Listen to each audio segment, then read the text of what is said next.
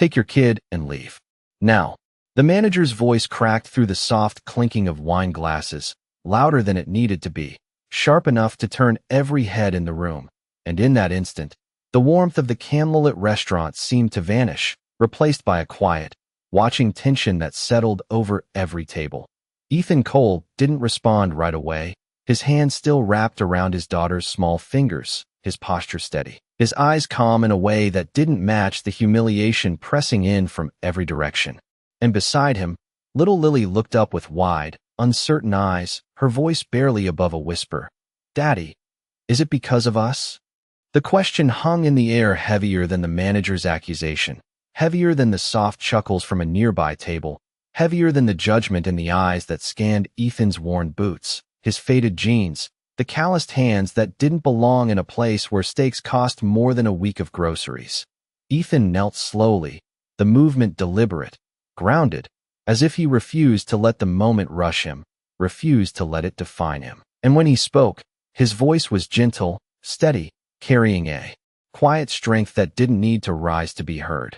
"No, sweetheart, sometimes people just forget what respect looks like." And for a second, just a second, the room shifted, not louder, not softer, but aware, like something unseen had just brushed past every conscience in the room.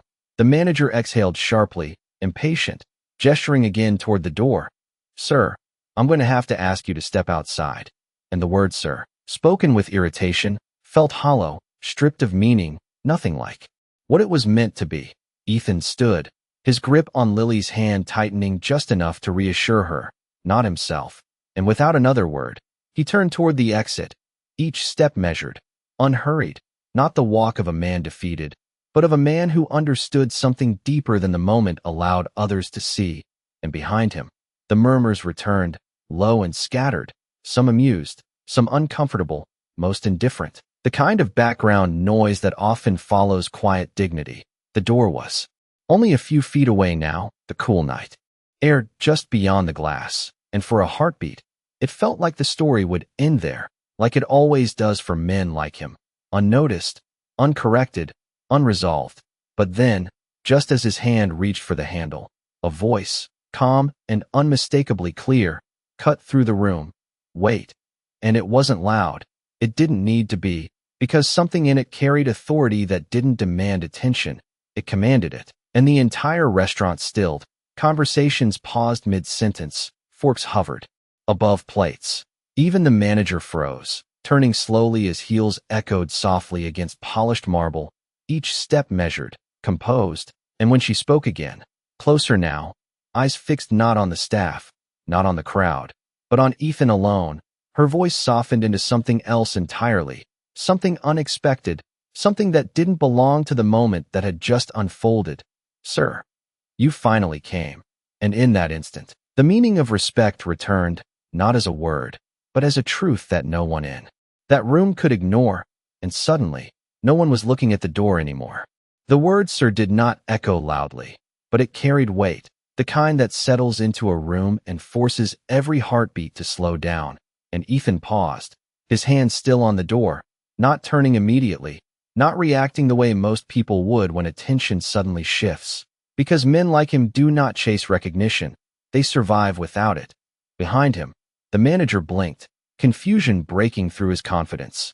"Ma'am, I was just handling the situation," he said quickly, but the woman did not look at him, not even for a second, her gaze steady on Ethan, calm, certain, almost searching as if confirming something she had already known. Lily tightened her grip on her father's hand again, her small voice trembling with curiosity now instead of fear. "Daddy, who is she?" And Ethan exhaled slowly, a quiet breath that carried years of choosing silence over conflict, years of being overlooked without complaint. And he finally turned, not hurried, not defensive, just present. The room watched him now in a different way, the same eyes that had judged him moments ago now trying to understand, trying to rearrange what they thought they knew. And the woman stepped closer, her heels soft against the polished floor, her expression no longer distant authority, but something warmer, something almost personal. "I was not sure it was you at first," she said, her voice low but clear enough for the silence to carry it across every table. but you have not changed. And the manager shifted again, uneasy now, glancing between them. Ma'am, if there is a misunderstanding, I can fix this right away, he offered. But she raised her hand slightly, not dismissive, just enough to stop the noise. Ethan's brow tightened just a fraction, not in anger, but in recognition trying to surface, like a memory just out of reach. And Lily looked up at him again, her eyes wide, searching his face for answers he had not yet spoken. And for a moment, time slowed, the kind of pause that separates what was from what is about to be revealed. You helped me, the woman said simply, and the words landed differently then. Everything else that had been said that night, not loud, not dramatic, but undeniable. 3 winters ago, outside a roadside diner off Highway 84, my car would not start, and I had nowhere to go. A quiet ripple moved through the room, subtle, almost invisible, but real, because stories like that do not belong in places like this, not to people like him, at least not in the minds of those who had just watched him be turned away. Ethan's eyes shifted, memory finally catching up, a flicker of recognition crossing his face, not pride, not expectation, just clarity, and he shook his head slightly, almost dismissing it. That was nothing, he said, his voice steady, honest, because to him, it truly had been nothing more than the right thing to do. But the woman's expression softened further, a quiet smile forming. It was everything, she replied, and in that moment, the definition of value in that room began to change, not through wealth, not through status, but through something far quieter, something that had been there all along, waiting to be seen. And for the first time that night, no one spoke, because they were finally listening. The silence did not break, it deepened, like the room itself was holding its breath, trying to catch up with a truth it had almost missed. And Ethan shifted his weight slightly, uncomfortable not because of the attention, but because of what it implied, because kindness, when real, is never given with the expectation of return. Lily looked between them again, her voice soft but filled with wonder now. Daddy, you helped her. And Ethan gave a small nod, almost reluctant. It was just a cold night and a stalled car, he said quietly, but the woman shook her head gently, stepping one pace closer, her eyes reflecting something far older than that moment. You gave me your jacket when it was 30 degrees outside. You stayed until the tow truck came, and you refused the money I offered, she said, each word measured, each memory placed carefully into the space between them, and a few guests nearby shifted in their seats, the weight of their earlier judgment settling in. The manager swallowed, his posture no longer firm, his voice losing its edge. I did not realize, ma'am. If I had known, he started, but she turned to him this time. Not harsh, not loud, just clear. That is the problem, she said, her tone calm but unmistakably firm. Respect should not depend on what you know. And the words landed heavier than any accusation could have, because they carried truth without anger, and there was no defense against that. Ethan looked down briefly at Lily, brushing a loose strand of hair from her face, grounding himself in what mattered. Not the room, not the eyes, not even the recognition. And when he looked back up, his voice remained steady, unchanged by everything unfolding around him. You do not owe me anything, he said, simple, direct, but the woman smiled softly, a quiet kind of gratitude that did not need to prove itself. No, but I remember, she replied, and that difference between owing and remembering settled into the space like something sacred. She turned slightly, gesturing toward the dining room. This place exists because of a series of decisions, investments, risks, but also because of that night, she said, her voice carrying just enough for others to hear without seeking attention. Because when everything felt uncertain, one stranger chose kindness without asking who I was. And the room shifted again, not with noise, but with awareness, a slow realization spreading table by table, that the man they had dismissed did not need their approval to have value. Lily's grip on her father's hand loosened now, replaced by something else, something brighter, pride blooming quietly in her eyes, and she stood a little taller beside him. As if the truth had lifted her as well, the manager stepped back, uncertain, searching for the right words but finding none, because some moments do not leave space for correction, only reflection, and Ethan, still standing by the door, did not step forward, did not claim the moment, did not change his posture or his tone, because dignity, real dignity, does not grow louder when it is recognized. It remains exactly what it was from the beginning, steady, quiet, and undeniable. For a moment, no one moved. Not the servers, not the guests. Not even the soft flicker of candlelight seemed to dare interrupt what had settled over the room. And Claire's gaze remained steady on Ethan, not elevated above him, not distant, but level, respectful, the kind of acknowledgement that does not perform itself for others. She took a quiet breath, then spoke again, her voice carrying warmth now. I have spent years building places like this, places where people come to feel seen, valued, welcomed, she said, her eyes briefly scanning the room, not accusing, but reminding. And yet tonight, we almost failed at the simplest part of that. And the truth in her words did not need emphasis, because everyone present felt it. The manager lowered his eyes, his earlier certainty dissolving into something quieter, something closer to reflection than defense, and a server nearby stepped back, hands clasped, unsure of where to look, because the moment had shifted beyond correction into something more meaningful. Ethan glanced toward the door again, not to leave, but as if checking whether he still needed to, whether the path he had chosen a few minutes ago still made sense, and Lily tugged gently at his hand, her voice soft but hopeful now. Daddy, can we stay? And the question carried no fear this time, only possibility, and Ethan hesitated, not out of doubt, but out of habit, the habit of expecting nothing, of not assuming a place in rooms like this. Claire noticed the pause, the quiet calculation behind it, and she stepped forward one final step, closing the distance not with authority, but with intention. If you would allow me, she said, her tone gentle, sincere, I would be honored to have you as my guest tonight. And the word guest landed, differently than anything before it, because it was not offered out of obligation, but out of recognition. The room watched again, but this time not with judgment, not with curiosity, but with something closer to respect, the kind that grows when truth is revealed instead of declared.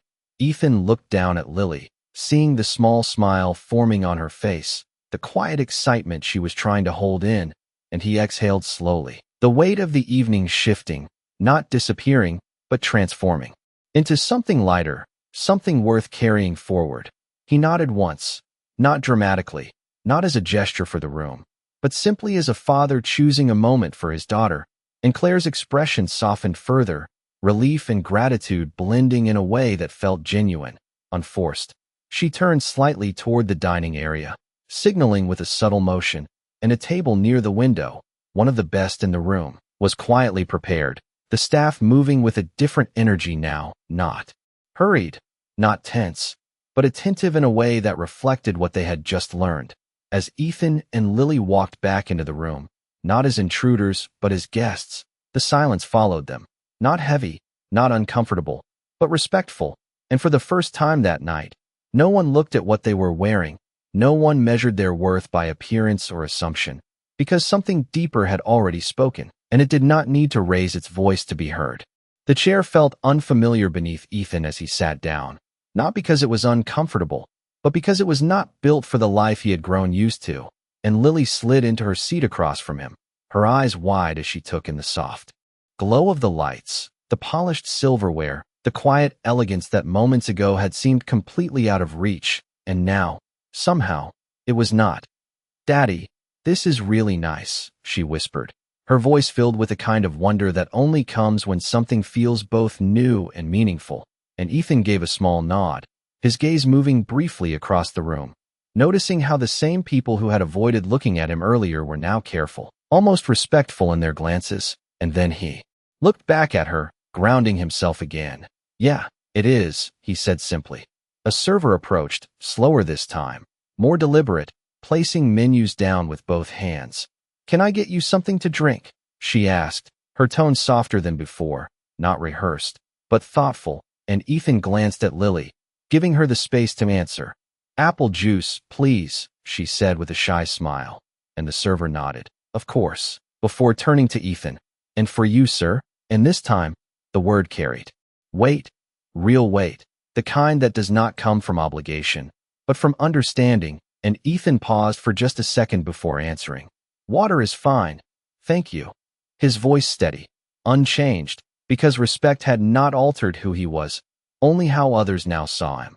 Claire stood a few steps away, watching quietly, not intruding, not directing, just observing with a calm presence that seemed to hold the room together. And after a moment, she approached, her posture relaxed, her tone warm. I hope this is all right, she said, not assuming, not declaring, and Ethan met her gaze, nodding once. It is more than enough, he replied, and there was no exaggeration in his voice, only truth. Lily leaned forward slightly, curiosity overcoming her hesitation. Are you really the owner? She asked, her question innocent, direct, and Claire smiled gently, lowering herself just enough to meet the child's eye level. I am, she answered, but tonight, I am just someone very grateful, and Lily's smile grew, the kind that reflects something pure, something unfiltered, and Ethan watched the exchange quietly, something in his expression softening, not because of the setting, not because of the attention, but because of what it meant for his daughter to see this moment unfold. The food arrived not long after, plates set carefully, aromas rising softly into the air, and for a brief moment, the room returned to its natural rhythm, conversations resuming, glasses clinking, but underneath it all, there was a shift, subtle but undeniable, as if the definition of importance had been rewritten without a single announcement. Ethan picked up his fork, pausing just long enough to look at Lily. Again, watching her take her first bite, her eyes lighting up with simple joy, and he smiled faintly, not for the room, not for Claire, but for her, because this was the moment he had come for. Not recognition, not redemption, just a quiet promise kept. And across the room, Claire watched as well, not with pride in what she owned, but with respect for what she had just been reminded of, that sometimes the most important people in a room are the ones who never ask to be seen, and when they finally are, everything changes without a single word needing to be raised. The rhythm of the evening settled into something softer, something steadier, as if the room itself had exhaled after holding its breath for too long, and Ethan ate quietly, not rushing, not lingering, simply present in a way that made even the smallest moments feel complete.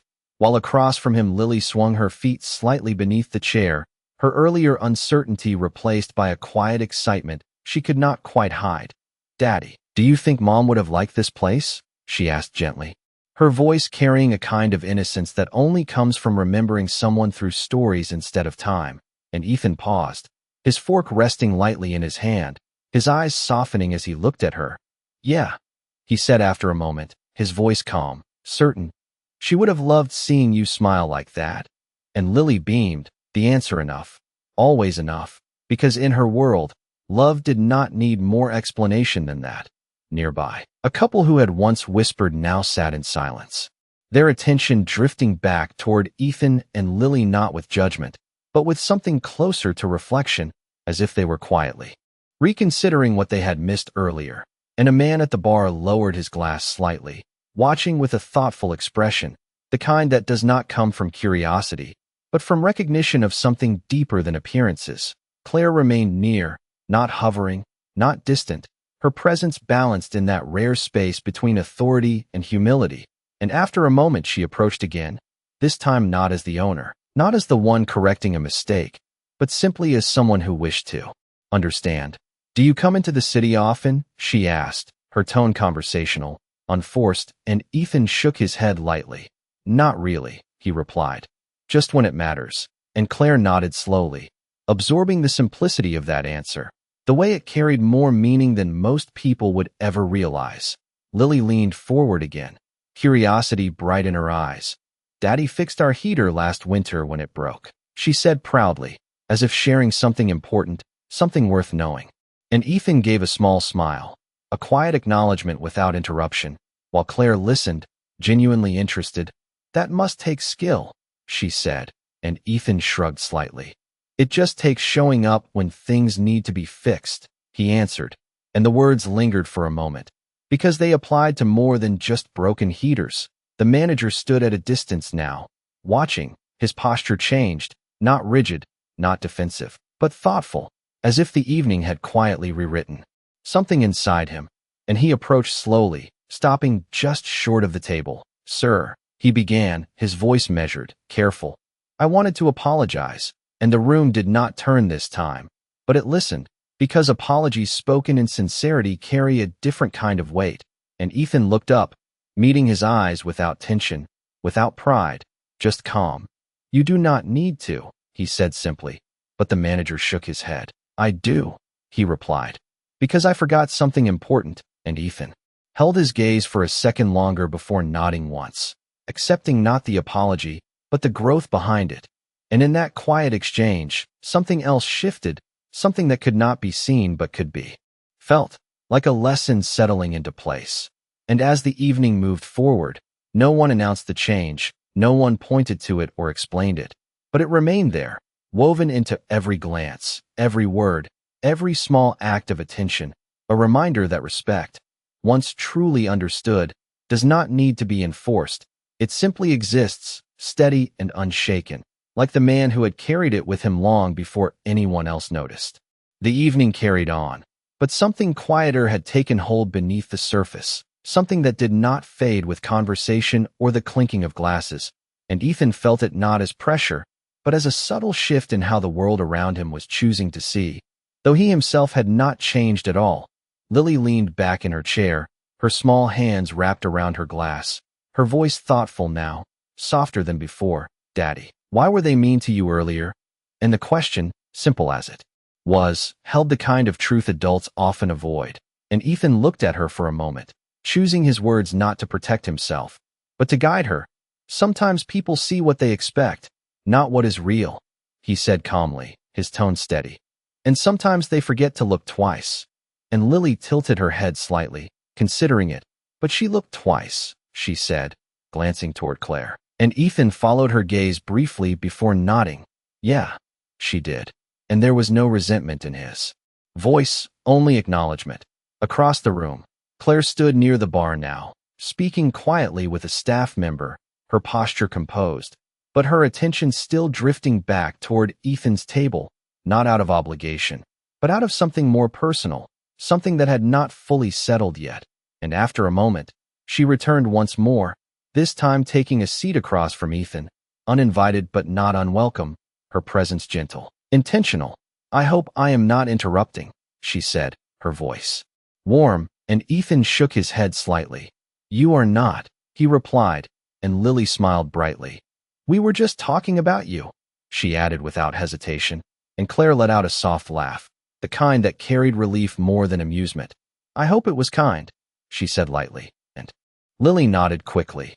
"You are nice," she said, and the simplicity of that statement lingered longer than any compliment could have. Claire glanced at Ethan then, her expression thoughtful. "I have met many people who offer help when it benefits them," she said slowly, "but very few who offer it when no one is watching." And Ethan shrugged slightly, almost dismissing the idea again.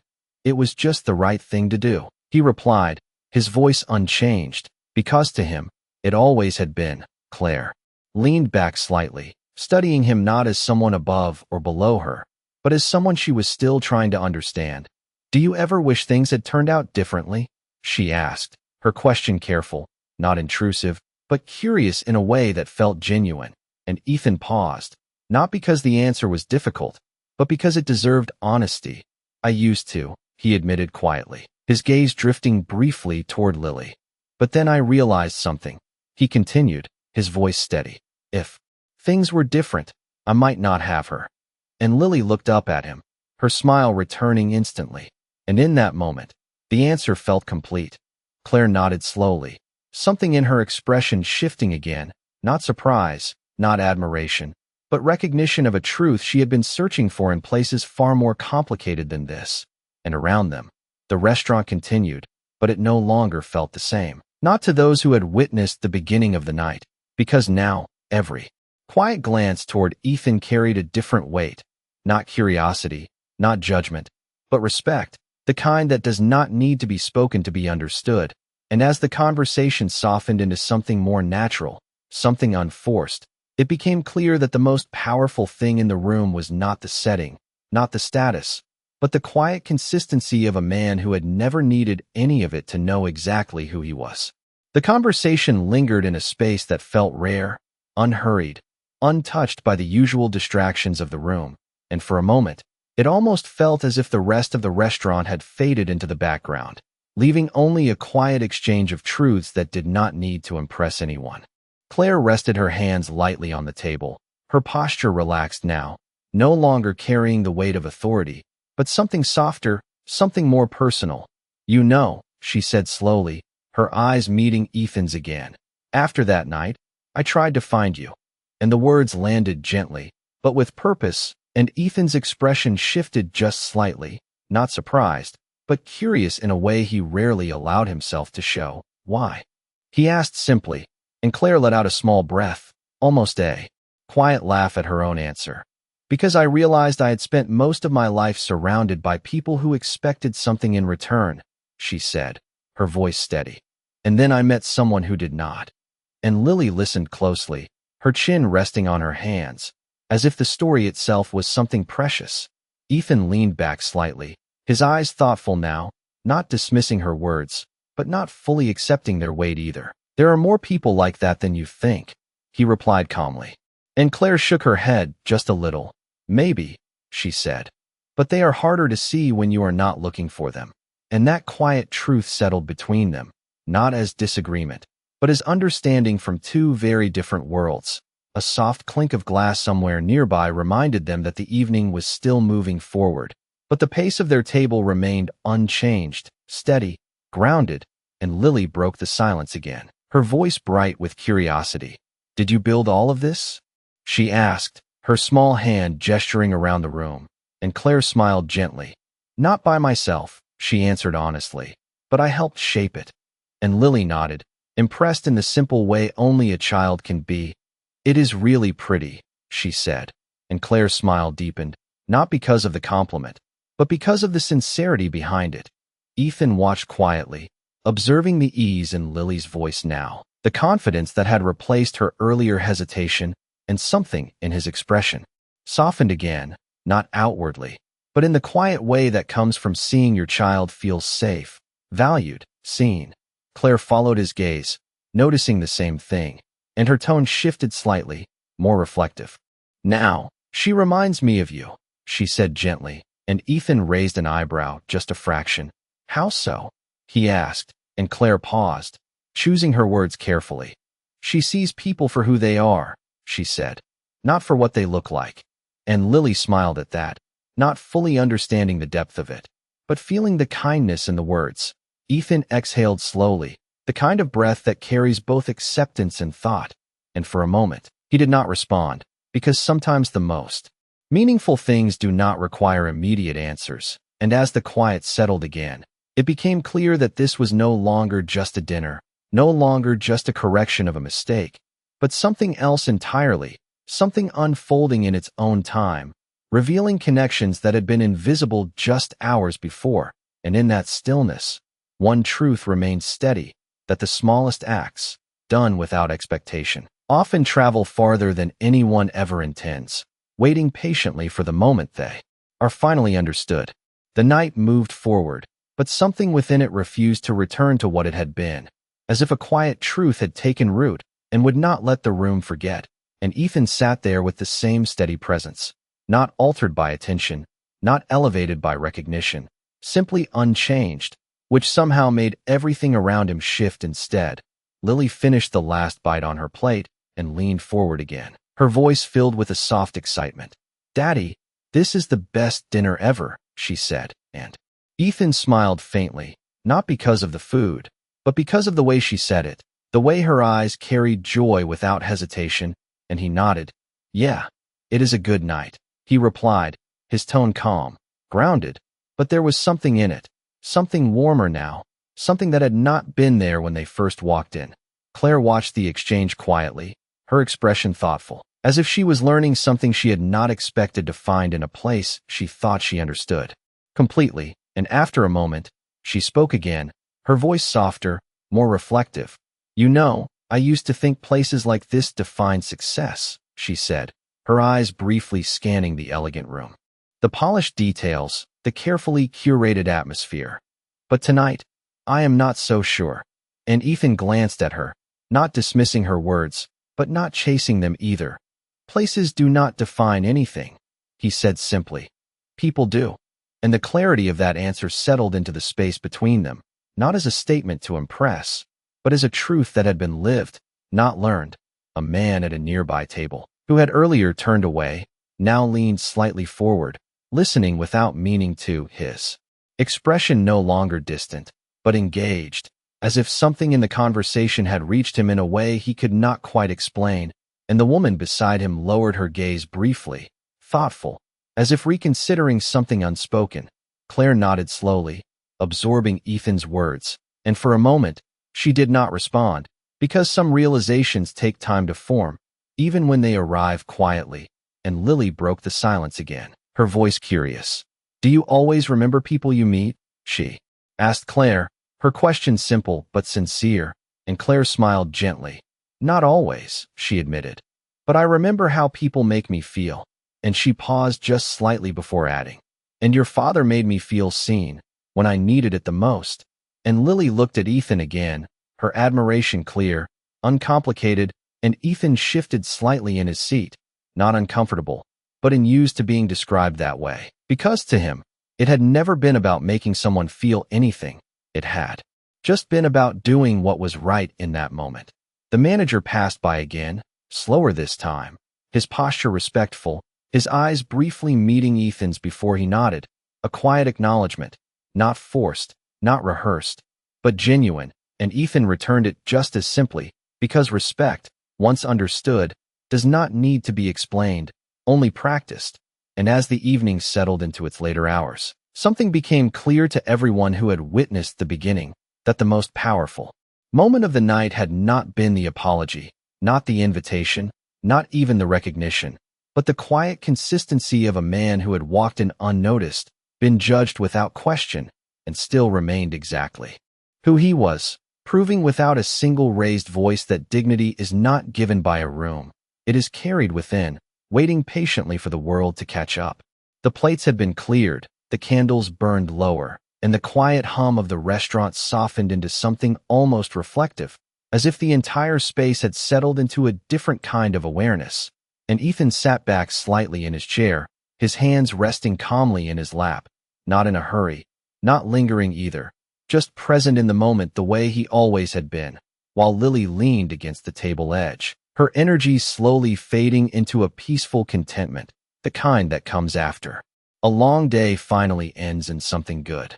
Claire remained seated with them, her posture relaxed now, no longer carrying the invisible weight of responsibility, but something else entirely, something closer to gratitude, and she looked at Ethan with a quiet sincerity. "I have been thinking about that night more than I expected," she said, her voice gentle. "Not just because of what you did, but because of how you did it." And Ethan glanced at her, his expression unchanged, not seeking praise, not rejecting it either, just listening. "You did not ask who I was. You did not hesitate. You did not expect anything," she continued, and there was a pause, a small space where the truth of that lingered. "That is rare," she finished. Ethan exhaled softly, his gaze drifting for a moment toward the window where the city lights flickered in the distance. "It should not be," he replied simply, and the quiet conviction in his voice carried more weight than any long explanation could have, because it came from a place that did not need to justify itself. Lily looked between them again, her eyes heavy but still curious. "Daddy always helps people," she said softly, her voice slower now, as if sleep was gently pulling at her words, "even when it is hard." And Ethan gave a small smile, reaching over to brush her hair back from her face. A simple gesture, steady and familiar, and Claire watched it with a thoughtful expression, something in her eyes shifting again, not because it was unexpected, but because it was real. A soft pause followed, the kind that does not feel empty, but full of everything that has been said and everything that does not need to be. And Claire leaned forward slightly, her voice lowering just enough to keep the moment between them. "I would like to do something for you," she said carefully, not as an obligation, not as repayment, but as intention, and Ethan's eyes returned to hers, calm, steady, and he shook his head lightly. You already have, he replied, and there was no hesitation in his answer. Because to him, the evening itself had already been more than enough. Claire studied him for a moment, understanding settling in slowly, not resisting his refusal, but respecting it, because she had learned something tonight that money could not change, and she nodded, accepting not the limit, but the meaning behind it. Then at least let me say this, she said quietly. You reminded me why this place exists in the first place. And Ethan gave a small nod in return, not claiming the credit, not denying it either, just acknowledging the moment for what it was. Across the room, the staff moved with a different rhythm now, more aware, more present, as if something unseen had been reset, and the guests who remained carried that same quiet reflection in their posture, their voices softer, their glances more thoughtful.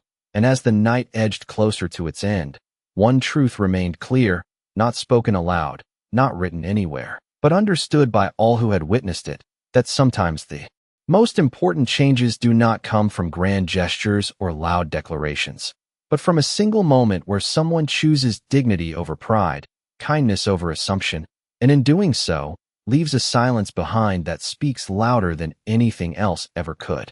The night had grown quieter, the kind of quiet that does not come from emptiness, but from something being understood, and Ethan gently shifted in his chair as Lily's head slowly leaned against his arm, her small breaths soft and steady, the weight of the day finally catching up to her, and he adjusted his posture just enough to support her without waking her, a motion so natural it almost went unnoticed. Yet it carried the kind of care that does not need to be spoken. Claire watched this in silence, her expression no longer searching, no longer questioning, but settled, as if something she had been looking for had finally revealed itself in the simplest possible way, and she spoke again, her voice lower now, more reflective than before. I used to think strength meant control, she said quietly, her eyes drifting briefly across the room before returning to Ethan. Control over outcomes, over people, over how things appear. And she paused, just long enough for the weight of that thought to settle.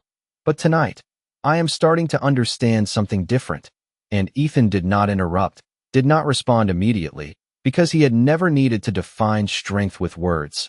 A soft clink echoed from the bar as a glass was set down, the last few guests speaking in hushed tones, as if even they sensed that something quieter, something more meaningful, was unfolding nearby.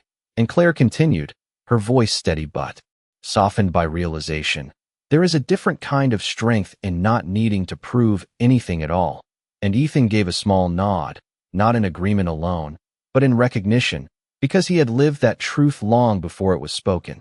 Lily stirred slightly in her sleep, her hand still loosely holding onto his sleeve, and Ethan glanced down at her, a faint smile touching his expression, the kind that exists only for moments like this. And Claire noticed it again, that same quiet consistency, that same grounded presence, and it shifted something deeper within her, something beyond business, beyond success, beyond anything she had built.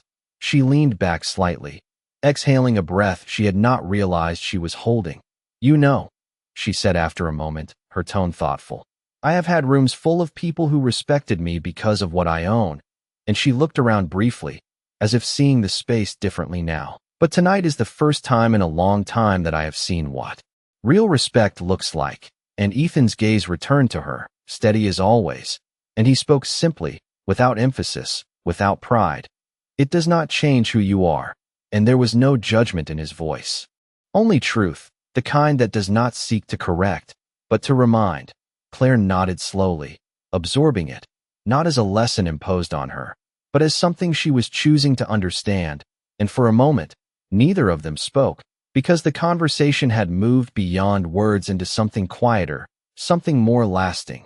The manager stood at a distance, watching again, but this time not with uncertainty, not with regret, but with a quiet determination, as if the night had given him something to carry forward, something that would shape his actions long after this moment passed. And the staff moved with the same quiet awareness, their gestures more intentional, their presence more grounded.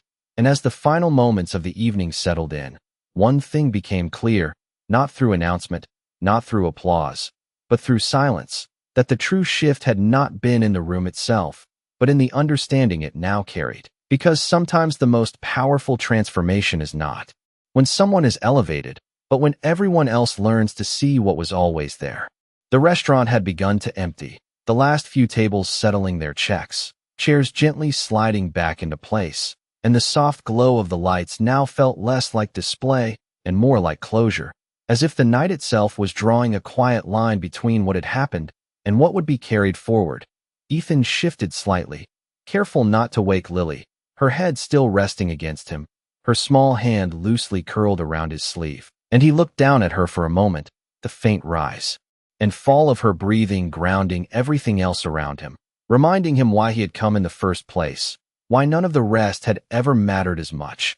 Claire stood slowly from her seat, not with urgency, but with intention, as if she understood that some moments should not be rushed, and she looked at Ethan one more time, her expression calm, steady, but carrying something deeper now, something settled. "Thank you," she said simply, not for the night, not for the memory alone, but for the clarity it had brought her, and Ethan nodded once in return, accepting the words without adding to them, because some gratitude does not need to be answered, only acknowledged. A server approached quietly with the check folder, placing it gently at the edge of the table, but before Ethan could even glance at it, Claire reached out, closing it with a soft motion, her tone calm but firm. "It is already taken care of," she said, and Ethan looked at her, not surprised, but thoughtful, as if weighing the meaning behind the gesture, and after a brief pause, he gave a small nod, not resisting, not embracing it either, simply allowing the moment to be what it was. The manager stepped forward again, his posture respectful, his voice steady. "Sir," he said, and this time the word held no hesitation, no uncertainty, only intention. "We would be honored to welcome you back anytime." And Ethan met his gaze for a moment before replying. "Just make sure you welcome everyone the same way." And there was no sharpness in his tone, no accusation, only a quiet reminder, and the manager nodded, understanding settling into his expression, not as a correction, but as a commitment. Claire walked with them toward the entrance, not leading, not following, but beside them, and as they reached the door, she paused, glancing once more at Lily, who stirred slightly but did not wake. "She will remember this," Claire said softly, and Ethan adjusted his hold just slightly, his voice calm, certain. "I hope she remembers how people can change." And Claire's expression softened at that, because she understood it was not just about the night, but about what it meant beyond it. The door opened, and the cool night air drifted in, carrying with it a sense of quiet release. And as Ethan stepped outside, the sounds of the city replaced the hushed tones of the dining room, grounding everything back into the world he knew, the world he had never needed to escape. Claire remained at the doorway, watching them for a moment longer, not as an owner observing guests, but as someone who had been reminded of something she had almost forgotten. And as the door closed gently behind them, the restaurant stood still for just a second, as if holding on to what had just passed through it. And in that lingering silence, one truth remained, not spoken, not written, but deeply understood, that respect, once awakened, does not disappear with the moment. It stays, quietly shaping every choice that follows, long after the night itself has ended. The night air was cooler than before, carrying a quiet stillness that felt different from the silence inside the restaurant. And Ethan walked slowly down the sidewalk with Lily resting against his shoulder, her small breath steady, her presence light, yet grounding. And the city moved around them in its usual rhythm, cars passing, distant voices blending into the background, but none of it rushed him. None of it pulled him away from the calm that had settled within him.